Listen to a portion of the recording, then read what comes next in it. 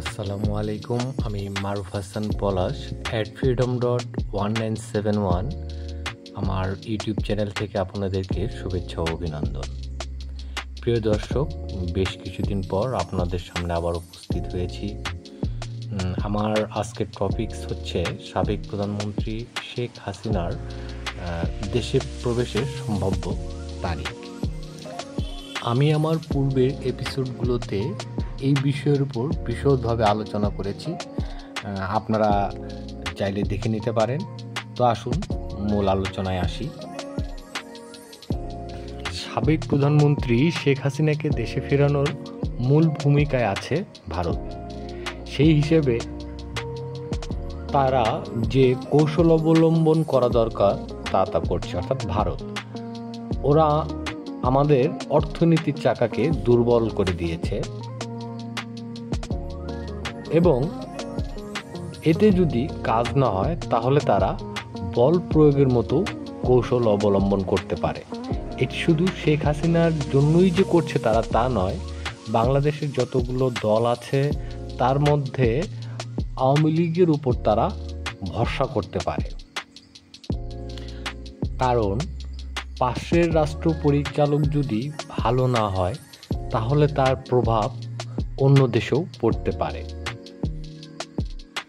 সাবেক প্রধানমন্ত্রী দেশ ত্যাগের পর ভারত 365 দিনের একটি কৌশল অবলম্বন করে। এর মধ্যে ভারত পাকিস্তান যুদ্ধ এবং আমেরিকার শুল্ক আরোপ ভারতকে বেশ ব্যস্ততায় রেখে দেয়।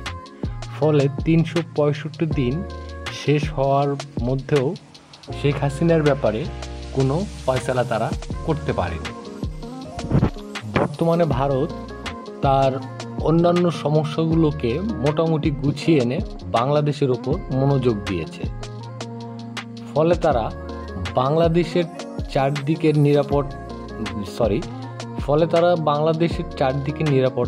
নিরাপত্তা জোরদার করেছে। পঞ্চগড়, কুড়িগ্রাম সহ দেশের উত্তরাঞ্চলে ভারত সেনাঘাঁটি এবং সেনা স্টেশন তৈরি করেছে। এরও অবশ্য অনেক কারণ আছে যা এখানে বিশ্লেষণ করা সম্ভব না। তারপরও ধরুন এটি একটি কৌশল ভারতের। ভারত সরকার বা ভারত বাংলাদেশের রাজনীতিটা খুব ভালো করেই বোঝে, তাই তারা সরু মুখওয়ালা ঘির শিশির বোতল নিয়ে অপেক্ষা করছে, যার ভিতরে সোজা আঙুল ঢোকালে বাঁকা করে বের করা যায় না।